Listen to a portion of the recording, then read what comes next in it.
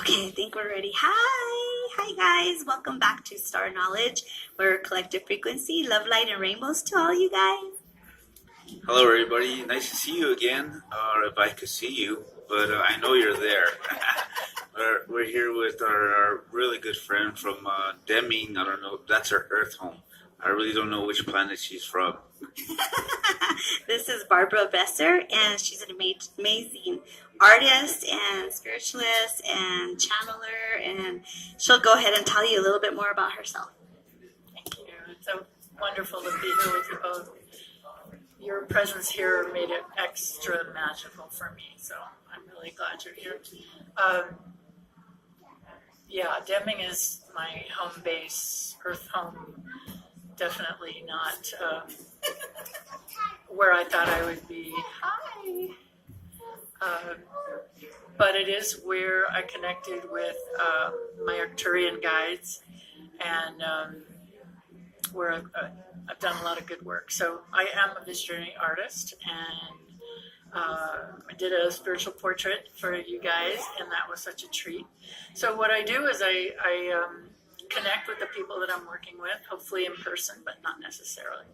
And I receive an image, like an energetic download, and I paint it, and it becomes like a personal visionary tool for our ascension process. And it's a gift I've been given that I freely share and openly share and love. You know, I love the way it came to me, and the way that it's been received throughout the world. It's been pretty magical.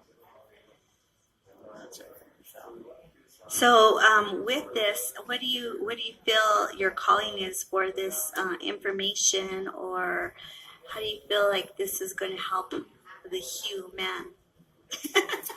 Well, whatever I bring in, whatever I can share, is my gift to humanity. If it's in the form of I just gave my peanuts away to Gabriel here, you know, if I sense somebody would appreciate something I have, I give it.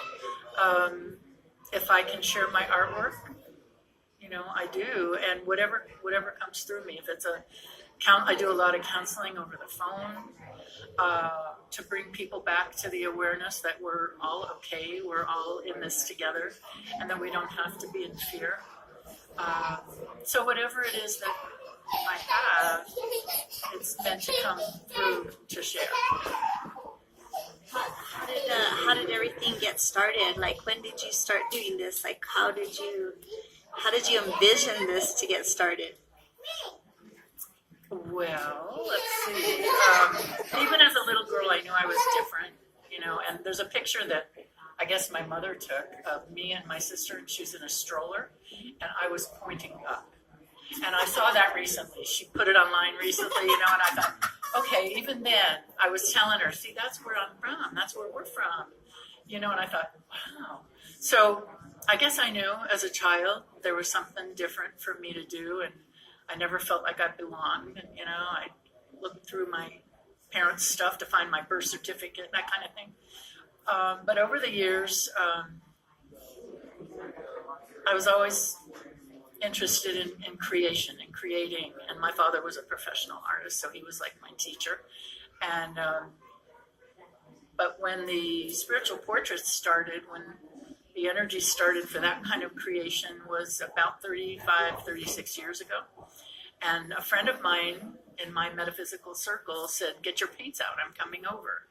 And that's how it started. And she said, "I had a vision for your work, that you're going to be painting these energetic paintings for people all over the world." And I said, "Really?" You know, it was like I had just come out of college and I wasn't really sure what was going to happen. And it's like, oh, that's cool. All over the world? And she said, yes. And that's what happened. Like 2 weeks later, I got a call to do a fair, and I've been doing them ever since. And every single one is different. Every single one is beautiful and unique. And so I get invitations to offer them through the mail, and I do them for people around the world. And that's exactly what happened. So it started 35 years ago, and I've been doing that ever since. I've been doing it ever since, integrated with my 3D worldly position as an art teacher. But now I'm completely retired from any kind of connection to the system, and relying on my gifts and good grace of the Creator to support me. And when I knew I was supposed to be here, and I didn't know the how of it. I just knew I was supposed to be here, and I sold a couple of paintings, and have a friend that did the driving, and it all came together. And that's how it does, and that's how it'll come together for you always. You just trust that inner knowing that, you're supposed to be where you're supposed to be, and Creator has a way of saying, okay, now that you've made that commitment, we're going to support you. Everything that you need will be provided. And it's, that. It's beautiful. It's beautiful. Oh, we love her to death. We just love her. So now we've been going through this major shift, this major transition. What do I want to say? They, our highest selves, our brothers and sisters, our ancestors, what do we want to call them? I don't know. What have they revealed to you? Every time I paint, I receive something new. To put it into words, I'm not sure how to do that, but what I receive, I apply to a painting or the canvas or whatever. I'm doing sculpture now. So it's coming through in the form of, I guess the bottom line message would be, we are all one. Because I just did a piece where I integrated a big pelican wing with coral, with wood, with old jewelry. So for what I'm receiving, that's what it is. It's putting the elements of the earth together. Bring the elements of the earth together in one piece that people can appreciate, the general public can appreciate. A lot of my work is very, very far out, and very few people really appreciate the energetic. But basically the message is, we are here, we are with you, we are you, and if I can bring this through artwork, then I'm doing my work, and loving it. So that's about it. Living our life. Living the rest of your life, not dying the rest of your life. Get off the grid. Any questions, honey? I don't really have a question. I just wanted to let you know that we love you very much, and the work that you do is it's very beautiful work. People, look up Barbara and have her do a portrait for you.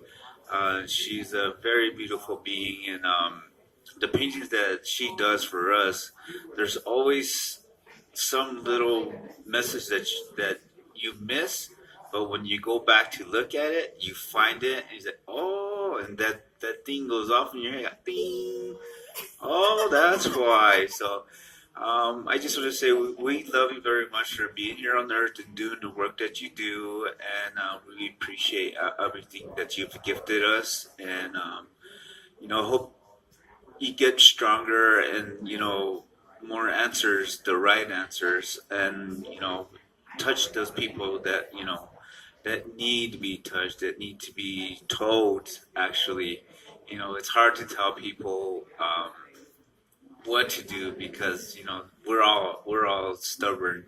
So it's beautiful that you do that. The ego steps in, and it's but you're doing it, and we appreciate you doing the work that you do. It's very beautiful work. And you're doing sculptures now, huh? Sculpture and stuff? Yeah, it's really speaking to me. I've painted for years and years, and I've done a little bit of sculpture over the years, but what's coming through recently is so exciting. And as soon as I started getting back into the three-dimensional stuff, I got a call to do a show. So I'm going to be one of 5 assemblage artists, in Deming. And I'm really excited about that. So it's coming through. It's called an assemblage show, and it's at the Deming Art Center in September. Yeah.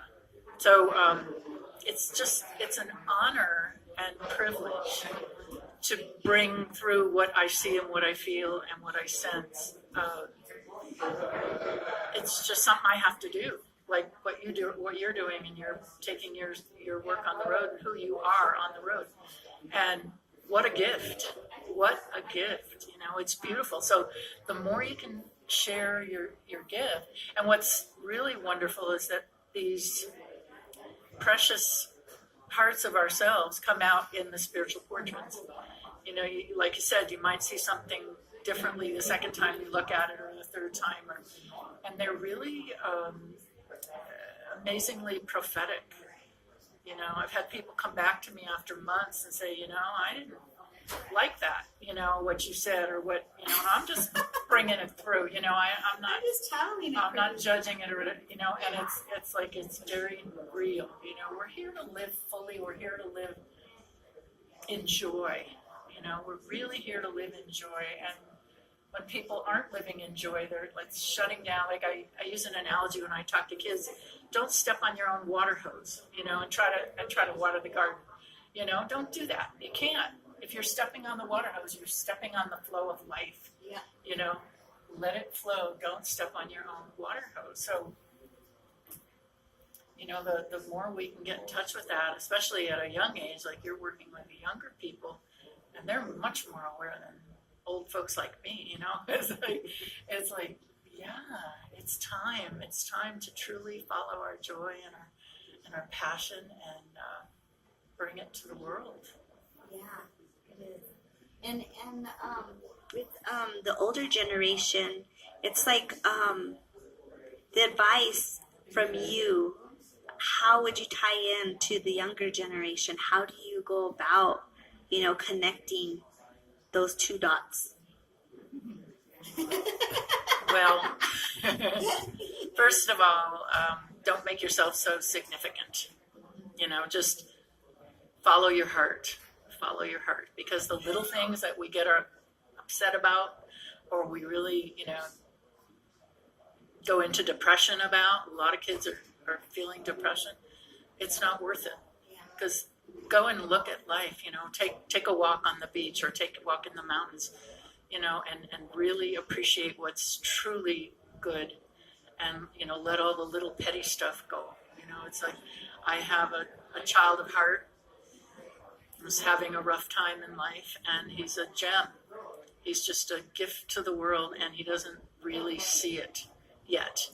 And yet he has a lot of knowledge, he has a lot of love, he has a lot of goodness, and he's kind of sequestered, he's kind of in solitude a lot. And so to the young ones, I would say, follow your joy and just love one another. One student of mine last year, we were talking about college and buying a house and all that stuff, and he says, yeah, those are my goals. And I said, well, talk to me sometime. That may not be as important as you realize, or as you're thinking about right now. I've never owned a home, never will. It's just it's a worldly thing that we think that's our, you know, the height of all materialism. It's not necessary. What's necessary is to love one another. It's not even necessary to marry and have children anymore. You know, we get to choose. So what I would say to the young ones is get into that choosing space. What do you really choose for your journey? Don't let society choose for you. Choose from your heart. You know, and then choose again and choose again. And follow that highest joy, whatever it leads to. You know, there's a young man here who's totally in the flow of joy. I mean, it was just such an amazing opportunity to meet him, you know, and he'll go where the flow leads him to go, and he's always provided for it. Always. So. Yeah, we're waiting for him. Where is he? yeah, he'll be out. Oh, he's just a gem. Oh, I know. This younger generation is pretty amazing. We love it. And I know we're trying to we're trying to bridge that, you know, where there's no more ages, no more gender, just letting go of all the labels and letting everybody kind of flow together. And I feel like the younger generation helps the older generation have more fun. That's how I stay so vivacious, because I hang out with younger kids. Well, I have a kid too, so it's, you know, and learning from them is being open to it and not being like I know everything, because I don't. I have a whole different life, and I want to know what you know. Show me what you know. We all have a piece of the Yeah, puzzle. everybody Yeah, absolutely. has. Yeah. I did a project years ago with young children about having a piece of the puzzle. We painted puzzle pieces and we built a world out of chicken wire and covered it with pictures, and they really got it. It was 500 kids really got it. That was like 10, 12 years ago. It was amazing. And I had a student teacher working with me, and we brought it to the university. We brought the show to the university, and so we reached out to another few hundred people, you know, and it's really true. We are each here by divine appointment, and it's our job to find out what that is and not think we have to fit into society's pressures about what our world expects us to be. Follow your joy. Follow your joy. Yeah, I think they're letting go. Well, what we like to ask is, what kind of advice would you give to your fellow humans?